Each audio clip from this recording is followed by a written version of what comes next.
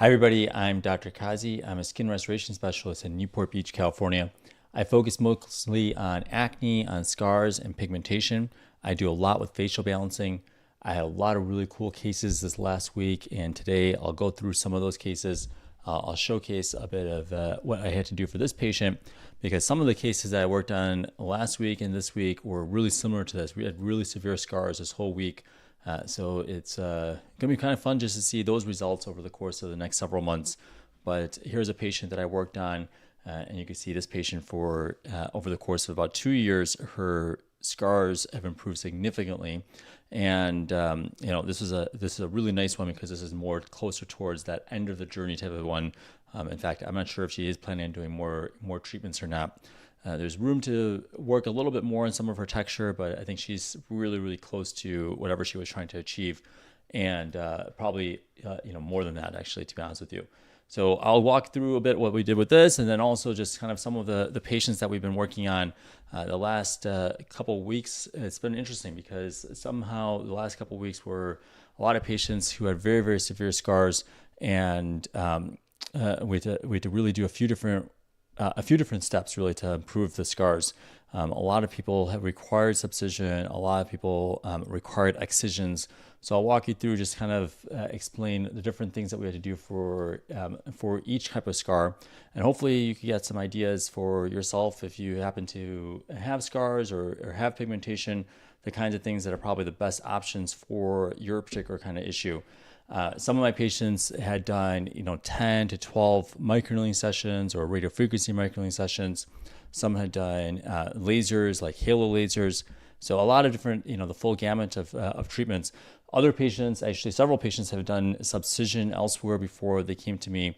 So, there's different things that we could do to make it so that you could get the best possible results. And it's like, just because you happen to not do well or didn't really necessarily work for you before doesn't mean that it's hopeless, really. There's likely some things that we could do to get better improvement. It may just be that you have to work on a different modality. It's not just laser, it's not even just subcision. Maybe it's a volume loss issue. This particular patient required a lot of volume, and that's what ended up helping out with her. Freddie's asking, hey doctor, just wondering if you have any experience in dealing with white hypopigmented surgical scar on the face. Can anything be done to repigment the white into normal color? Really tricky. Sometimes with surgical scars, there is complete destruction of the melanocytes. And so it may not be possible to get your melanocytes to even stimulate a little bit. But it's worth trying occasionally with things that are topical. So you actually could, for surgical scars, try something like Latisse. But what you could do is actually, through the laser tunnel holes, we could place some topical Latisse, and that may trigger any remaining melanocytes that are there. And then you could continue to place that Latisse down for several months afterwards. It's possible that could be something that could repigment the area. Surprisingly, it's been, it's happened a few times where I have been able to wake up pigmentation that way. There's other tricks that you could try to do, but that's probably the easiest way to wake up that hypopigmented area if it is possible. Otherwise, consider doing a cosmetic tattoo, like what really looks just like your skin. It's not going to last like permanent, but it usually be about 2 or 3 years. And try to go to somebody that can match it really well. We don't do that. We don't do cosmetic camouflage. But if the scar is otherwise flat, there's not much texture to it, really worth considering doing that. Do a cosmetic tattoo there, just like your natural skin tone. And as long as you're not getting tan, things like that, it should be hidden pretty well. Would you recommend microneedling if you have keloid scarring skin? And not really, no. In fact, actually, that could still make the keloids worse. So I would not recommend microneedling for that purpose either. So I wouldn't say that would be the best option. Let's see here. I have eczema on my face and tretinoin is too strong for me. Any other suggestions? Yeah, it's as you probably could tell, you really want to make sure that you're not overly irritating the skin. Sometimes you could do just a little bit of azelaic acid, like 10% azelaic acid once a week or so. Start slow like that, and you may be able to just tolerate that enough without triggering your eczema. I've had a few patients using that regimen. That sometimes, or glycolic acid even, those can also help. But I guess it depends also, if you're just trying for like a mild skin exfoliant, that's what the goal is for that it could help. But if it's otherwise like you're trying to help with like oil production, then you may want to go and see about doing a low dose of a retinoid, but then mix it with a moisturizer to heavily dilute it and slowly get your skin tolerated to it. It also depends on where the eczema is located though. Nora's saying, I have very soft scars. Do you think fractional CO2 laser will work, or is TCA Cross better? I'm in Spain. Oh, it's just in Spain, actually, just a few months ago. What part of Spain are you in? It depends on how steep your scars are. You said it's pretty mild, so you may not even need laser. It may be just that you have to control your oil production. It's tough to really say. But yes, you could do like a low energy, low heat laser, like an erbium laser could work well. So maybe consider that. I'm not sure, what the scar types you have or how deep they are, but that's usually the best option there. Babyface, how's it going, Babyface? Babyface is saying, how many sessions did this result? This was multiple sessions over the course of a year. We basically had to do 2 bigger combination sessions. We did do another laser session as well. So we had to do, first time we did TCA Cross with ablative CO2 laser. We had to do Subcision. And then we also placed through the laser tunnel holes. In this case, I used a dilute form of Sculptra for this patient to stimulate a little bit more collagen. And then I had to do some more TCA Cross for the patient. And we started working a lot on her volume. As it got more and more superficial, then I ended up doing another laser. And then she really loved the results, and then she wanted to do another laser. Eventually, we were able to do another laser as well. So a few steps really for this patient to get to this, and then on top of it, a lot of volume replacement. So it took a lot of work to get that volume. What we had to do was slowly placing something like Sculptra, Radiesse, Bellafill. In this case, this patient really just mostly wanted Bellafill because she just wanted something that will last a lot longer. So we ended up doing that, but it did take quite a bit of volume, quite a bit of Bellafill because it's a very soft product, and she had a lot of volume loss. Let's see here. Reggie's saying, I just finished Accutane. I'm starting microneedling this week. Do you think that's the best plan? I'm not sure. It depends on what kind of scars you have. I usually don't recommend microneedling in general, so it's tough to really say if that's really the best option there. Nora is saying, I'm from Balearic Islands. You should come to Spain. You have to teach to our dermatologist. At some point, it'll be really nice to teach a lot more people. I'll just say that. It'll be really nice. So I started teaching last year, some more really precisely for some of the international doctors. I'll be happy to start treating a little bit more, or I should say train a little bit more for some other doctors, but there's a backlog. A lot of people requested it, and I said I'll get back to them this year, so I'll try to get to those people this year. But at some point, we'll get to people. Is CO2 laser the best for ice pick scars? Not really, no. It depends. It depends on what's happening.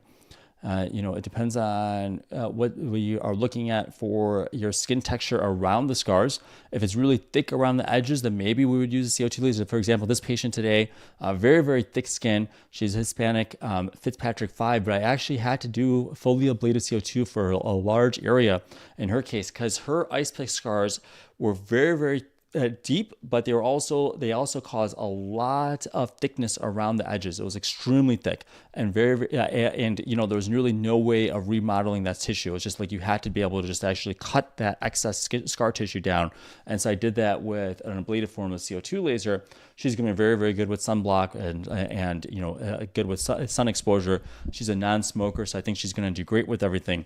But it's more reserved for some case like that. It was a very severe case with really extensive scarring all throughout the whole face like that. Very deep scars like that, sometimes you have to do it. You just have to go down and cut some of that excess scar tissue down. But in general, ice pick scars usually don't do it that way. MV Pellet is saying, would you be open to talking about my scars? My treatment is next Monday. Yeah, sure. I mean, I guess I have to, that's not your actual name right here. So if you could let me know which topic or what kind of scars that you have, and then I could be able to help out with explaining what I would do to everybody really, what I would do for your kind of scars. And if you're open to us, like sharing, let us know. On Monday, we could be happy to go through and during that time too. It'll be nice. Today's patient, one of my patients today, he was letting us share the whole story. So we going through the whole step by step. You can take a look at our stories and see that. But yeah, absolutely. I'll look forward to seeing you, MV Pellet or Pebblate. And I can't figure out your name based on that. So if you could let me know, not your name per se, but just like what kind of scars you have. And then I'll hopefully be able to help you out. Can 4DC spots on the lips be permanently removed?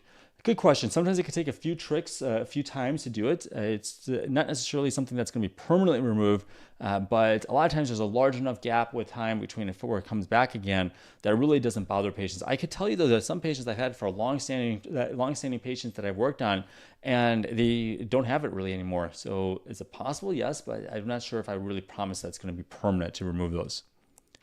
How do you get rid of red inflamed spots? I've had them for 4 years and I've been on all forms of medications. You may just need a laser. Maybe it's stuck. It's possible that it's stuck there. So if it is stuck, then what we may have to do is essentially use the laser, like the XLV is one thing I use. Vbeam is something that a lot of people use as well. Depends on your skin type also. If you are darker skin type, usually I would prefer more like XLV, and we just go pretty gentle with that. Okay, so Mark, if you could let me know what kind of scars you have though, because I can't pull up your chart just right off that. But if you let me know, then I can kind of go through it, or I can go through it tomorrow if you're open to it. I can maybe go through it tomorrow for everybody. What makes you want to educate the public? You have a busy schedule. I hope you're faculty. I'm not faculty, actually. The reality is that if you are in an academic setting, there's a lot more restrictions that you would have, and I find that I see a lot more variety this way. I enjoy teaching because I just want to be able to really have somebody like, let me put it this way. I really wish someone like me existed when I was going through my scar journey. And it's something I really cared about when I was growing up. I had like some really dark moments when I was a teenager because of my cystic acne. And I really, really wanted some help. And it was like really clear that when I was going to a dermatologist, it was just like the same regimen that they're putting me on, and they weren't helping me out enough. And I eventually found a good one, but it's really tough. It's like I was talking to my patient today, and she went to so many different dermatologists. She was saying she has such severe cystic acne, here's the one I was talking about. I had to go really deep with her ice pick scars. And she said that she went to so many dermatologists and they kept on telling her not to do Accutane because of side effects, and they didn't really explain anything to her. And, everything seems like it's rushed. And so many people on here will say the same thing, that everything seems rushed as well. And it's interesting because if you notice actually just the quality of that was actually, my time, it was like 20 years or so when I felt it was really terrible. And it's still really bad. In fact, it's worse. My brother-in-law, he's a medical dermatologist, and he got bought out by a huge, initially with like a huge firm, Walgreens actually. Walgreens bought his firm, and it's like suddenly you go from seeing 20 patients a day, 20, 30 patients a day, and now you're expected to see 40 to 50 patients a day sometimes. And it's like, how can you have like high quality care when you're doing this? And then, these guys are all bought out by private equity firms now. There's almost nobody independent. And it's like, you can't really, do the kind of care you want to do, and especially when it comes to acne then. And then I definitely when it comes to scars. Scars take a lot of work, a lot of hand holding, a lot of things to really make sure that you could do it at a very, very high level. And if you're seeing 40 to 50 patients and they're pushing you to make sure that you do, mole removals because you could bill insurance better for those things. So it's like private equity. That's what happened.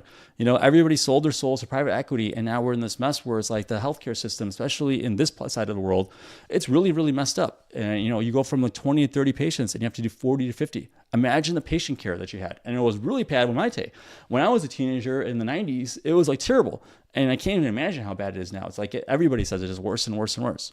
So that's why. Any place to recommend in Canada for his treatments? I have a lot of patients from Canada. I've heard a lot of people that say that they did it, and it didn't really help enough. So that's the thing. Your boy Carlos is saying, "Hi doc, I have CO2 laser, or I got CO2 laser and have hyperpigmentation. Now, what's the best thing to get rid of the redness?" It depends on how far out you are, but if it's pretty mild redness, obviously just sunblock, moisturizer is probably the key. You may need to do something like a laser. I usually wait a little bit of time before I do something like XLV though. Reese's Buttercups is on saying, "Please don't ever sell yourself short." That goes for like everybody in life, really. And that's like really, really true. There's so much potential. It's actually really interesting. So many people I'll talk to, And it's like, I'm at the gym, I'm talking to people, and I'm talking to my patients, and so many people have so many cool interests and so many different things that they want to do, like art or photography, so many different things. And it's just like you're like in this rat race and you don't feel like you could do those things. But, it's going to be really awesome one day when you could just feel like you could do those things and like do things that and it improves people's lives too. Like when I'm doing this, actually it feels like art a lot of times when I'm working on patients and I'm using the laser, I'm using TCA, I'm doing a volume replacement with like Bellafill or Sculptra or Radiesse.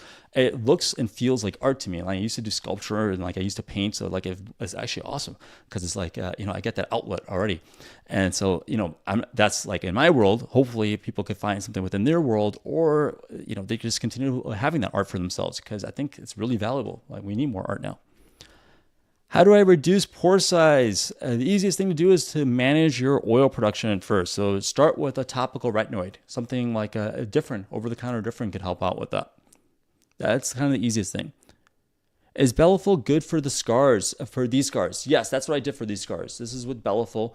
This patient opted to do Bellafill. She didn't really want to do more temporary products like Sculptra or Radiesse, although I did recommend more volume for this patient, because I should say I did recommend something like Sculptra or potentially even fat transfer because there's so much volume loss. She just, didn't really have much fat anyways, and she wanted to just do something that was more permanent and was a little bit worried about other products that weren't going to be as long lasting. So we opted more for Bellafill, and this was over the course of 2 years. We got that there. Do you recommend red light, infralight, LED post-CO2 laser? I think it's reasonable for certain Fitzpatricks. Fitzpatrick 1 through 3, I think it's probably okay. Fitzpatrick 4 through 6, I am more worried about that heat though, causing more pigmentation. So that's why I haven't done it. But it's, certainly there is evidence that it could help with wound healing. There's other things that you could do though that I think are really important. Red light helps with this microvascular issue that occurs with wound healing, where we want to basically create more microvascular, just all these connections. We want all this little peripheral circulation over there. But there's other ways of doing that too, and some of it's just nutrition. Some easy things you could do is nutrition. You could actually make sure that you're taking like zinc, you're using omega-3s, doing that orally, and then you're doing your sunblock to make sure UV doesn't damage your skin, and just generally you're avoiding alcohol or avoiding smoking, and I think then you should be able to have a nice predictable result. Smoking's huge. Alcohol is big too. If you look at a lot of people, I don't drink, and it's like I found that people that drink like that were my age in college and things like that. At this point, when I look at the skin, it's just like there is like this effect that has been occurring on this inflammatory, and I don't think that it's been great for them. It's not great for health. There's not really real health benefits to it the way that people act, and I think that it's really negligent of society to push alcohol as much as they did. They made it into like this thing that you had to have, and like there was a lot of social pressure for it. And it ended up like, initially it's okay for people in the 20s, it seems like, and then they just continue to go on. And then by the time they're hitting their 40s, and I'm 42 now, and it's like, so people my age, I see them all the time. And if they're drinking heavily, and like I knew that they were drinking college and stuff like that, and it's like, the skin just it has effects of that. And so consider that, really, like consider the fact that that's really something that's going to cause more inflammation. And if you're doing the scars, if you're working on your scars, make sure you quit smoking. Really try to cut back your alcohol. Maybe just cut it back out completely. Maybe this is the time to do that. Maybe if you're doing it for your skin, just do it. And like there's very few effects that are helpful for it. I'm not like saying don't do it at all. If it's like socially you have to, you feel like it's just like something just to relax with a friend, something like that. But like the way people were drinking over and over, it's just like it got too much at this point. I think the younger generation, interestingly enough, they're not as good with the smoking part, but they're actually really good with the alcohol intake. Actually, interestingly enough, very few people that I meet in day-to-day now in their 20s or so drink that much. It was like in my generation, they were drinking a lot at that age. Let's see here. I did Pico laser for dark knuckles, but still the same. What is the best treatment for dark knuckles? Well, sometimes it's just inflammatory. So there's other reasons why you may have that. Essentially just like friction could be causing it. So it's tough to necessarily say that it's going to really clear it up. But I'm not sure if you're on something to suppress the pigmentation. And one thing that's easy, just over the counter, is Eucerin's anti-pigment cream. Works really well for the body. So consider doing that. Is there anybody I recommend in Albuquerque, New Mexico? So no, I'm laughing because last week I had a patient from New Mexico, and I've had a few patients from New Mexico, and I kind of only know Albuquerque. And so I always say, where are you from? And then they say New Mexico. I'm like, oh, which part? And then I realize in my mind, I'm like, I think I only know Albuquerque. And then they have to kind of explain in reference to Albuquerque how far away things are. But everybody says really good things about it. I've had multiple patients from over there. They've tried a few things. I think that maybe for like maybe if you have mild scars, light type of things, you could consider doing some like a mild CO2 laser over there. But it's going to be very difficult to find something, for the vast majority of the kind of scars I deal with over there. Let's see here. George is saying, I have really thin skin under the eyes and my eyes look very hollow. What should I do that's not Botox? So one thing actually you could consider doing for thin skin is PRP. You could consider that. Do PRP. That works actually really well for the under eye area. You just have to repeat that a few times. But PRP could be an idea. Consider that. Beautiful results. Thank you so much. Appreciate you guys, by the way. Bellafill or TCA Cross? Well, it depends how much volume loss there is. If it's just really just one or two ice pick scars, probably just more TCA Cross, maybe excision, but I doubt that you're going to necessarily have to do much with Bellafill for something like that. But if there's a lot of volume loss, then yeah, you may have to do it that way. What's PRP? Good question. So that's platelet-rich plasma. Platelet-rich plasma, basically we get your blood, we spin it around, we get the growth factors from there, and then we re-inject that in certain areas. Initially, it was really pushed by orthopedic surgeons. People kind of laughed about it. Didn't really seem to make too much sense initially. But then you started seeing that it was improving people. It was like making the joints feel better. They didn't really quite understand it. But actually, a lot of it has to do with that microcirculation I was talking about earlier, that PRP portion of things. And so that was how it initially was started. And then people started experimenting on the face, started working on it for the skin as well. And all that actually worked out really well for people not for scars. I don't think it's really helpful per se for scars, but it does help for like getting some circulation there for under the eyes, for your hair. It works really well for that. Ash is saying, can you use Sculptra to achieve facial balancing?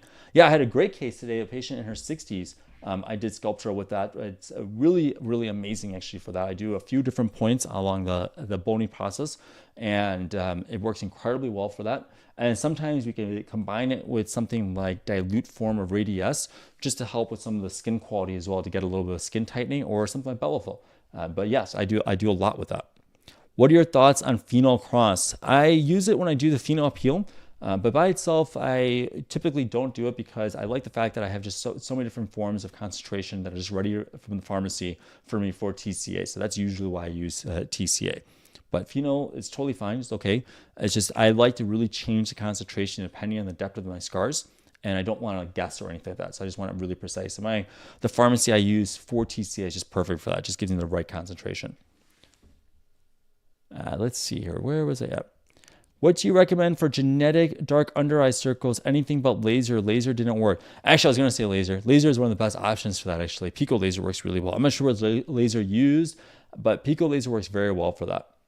Thoughts on Ultracold or Juvalook for scars?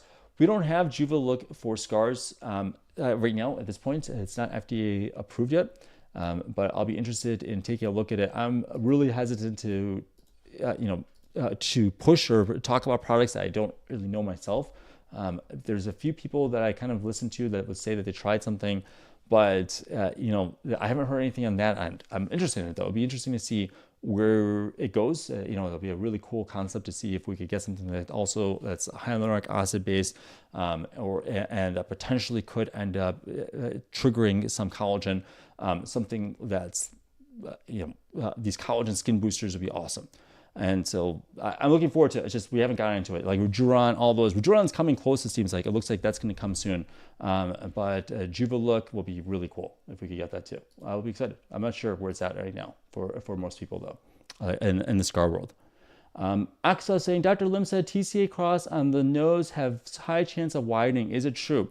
It's possible. It really is risky to do it on the nose of high concentration. You have to do a lower concentration really for each of those scars. But I haven't run into that problem. I just do a very, very low concentration. I shouldn't say very, very low concentration. Sometimes it's high, depending on the depth of the scars. But what I see sometimes is people doing it for a high concentration for superficial scars, and then you could run into problems.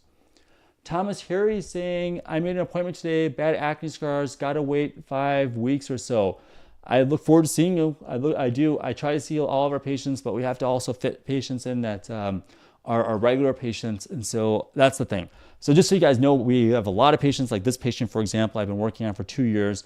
And it's really important for me to make sure that I get my patients that I've seen before, and they do their second steps and third steps, and I want them to be able to achieve that result, in a good timeline for them. So I do like to have that really, for my patients, that I'm able to take care of the ones that I'm already seeing without being overwhelmed because of new patients and things like that, which I'm super happy that more people want to come, but there may be a bit of a wait and a bit of a delay for me to be able to get to you. But eventually when I get to you, I'll get my full concentration though. So that's awesome. Then you'll be in that same pathway and where you're an established patient, and you'll also get that preference for us to work on you. Genga saying what to do for hyperpigmentation after TCA. Maybe hydroquinone for something like that. Maybe I'll do that. Let's see here. Osmani, how's it going? Good seeing you on. Hi, Doc. It's like day and night. Greetings from Miami. Look forward to seeing you too at some point. I'm up. When's your appointment, by the way? Is saying those results are actually insane. Looks nearly flawless. This took over the course of 2 years or so. So look forward to, I remember your scars really well. I'm up. So hopefully we'll be able to help you really soon. Is benzoyl peroxide enough for minimal scarring to be restored? I don't think so, really. It's not really going to help too much for that. I really don't think so. How much Bellafill does this patient have? I got to double check. I think it was about 8 vials or so for her, potentially 10. I got to double check. I know we did some more in the temples area too recently, so I'm not entirely sure what that number is offhand. The PIE you could do, for PIE you could do azelaic acid's a good option, but you also could do something with like a XLV could work well, or Vbeam. All good options there for that. Let's see here. What do you think of at-home microneedling? I mean, it's okay just for like mild, like especially like the stamping devices, it's okay, but it's not going to help for the vast majority of scars. That's the thing. Can I use Sculptra for acne scars? Yeah, absolutely. You could use anything that's collagen stimulating, anything. Dr. Moldier is saying, you have wonderful results. I want to be such a great professional as you and treat scars here in Kazakhstan. Awesome. Look forward to it. Actually, I met several patients from Kazakhstan before, several people from Kazakhstan, and all was very, very nice, kind people. So would absolutely look forward to helping out with bringing some of these techniques over there. Also it's a skin type I'm very, very comfortable with, so I'll be happy. Ake saying in Asia they use ear dissection as alternative to subcision. Do you think it's good? I had a patient recently that tried that. She said that may be a very, very mild improvement, but I don't think that there's really. I can't really say definitively if it's been something that I would say that has improved enough patients. I don't know, to be honest with you. I'll have to take a look and see what the clinical studies are, and if it's something that's worth me investigating a little bit further. I'll take a look at it. I'll put that down in my notes for today. I'll look at it. That's why I like doing this too. Sometimes I like having this so I can actually take a look and see. I just go based on kind of when it's out of the country, things like that, and a little bit different. I just take a look and see what other patients say. I've heard some patients that had scars. They told me Reduron didn't help with their scars. They told me things like Skin Vive didn't help with their scars even before a lot of people were using it over here. So I've heard a lot of those things, but it'll be interesting to hear also with more people. If anybody else knows anybody that's an ear subcision, it'll be interesting to hear that. Hi Val Kimmy, how's it going? What was used for this patient? We did Subcision, we did TCA Cross, we did ablative CO2 laser. We had to do a few different things though for this patient because she had very, very thick scars, oily skin. It took a lot to actually really remodel and restructure that skin. It took a while actually to do that, to be honest with you. And over the course of 2 years, and then a lot of volume. She had a lot of fat destruction. So we had to do that. And ultimately we were able to get there though.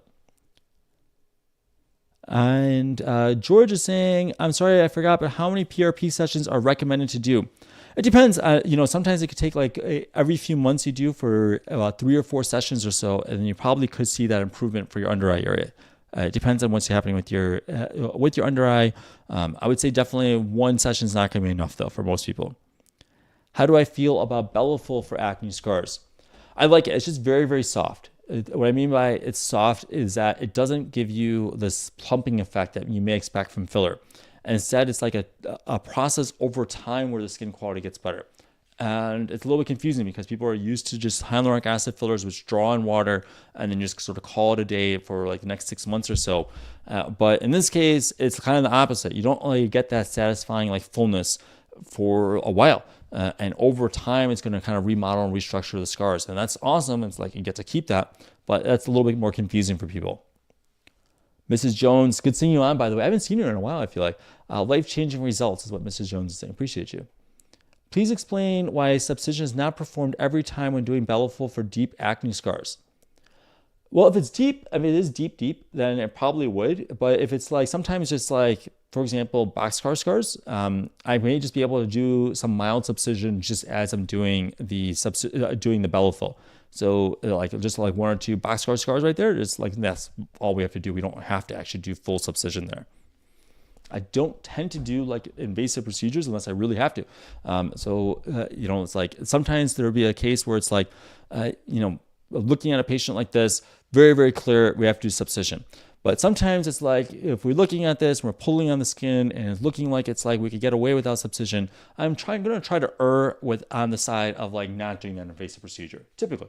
But if we have to, we'll try to do it. You know, if we have to do it, we'll do it.